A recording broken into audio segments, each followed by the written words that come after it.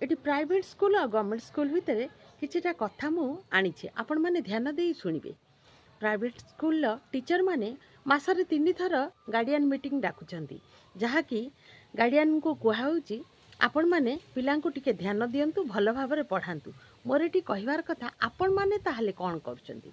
आपण माननको गार्डियन मोटा रकम देई चार्ज देई पिलांको पाठ पढ़ाउचंती, ताहले आपण माने कोन पई जाउचंती सेठी? आपण माने काहे कि ध्यान न देउछंती? कारण गोटे गार्डियन ट्यूशन दब, कोचिंग दब एवं स्कूल ले भारी रकम दे पिला को पाठ पढ़ेब, जेहेतु कि तांका पाखरे टाइम नथिबारु पिला को से प्राइवेट स्कूल ले पढ़ाउचंती।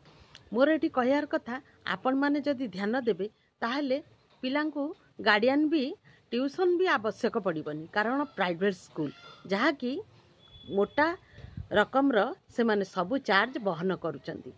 आ बाकी रहिला गवर्नमेंट स्कूल टीचर माने।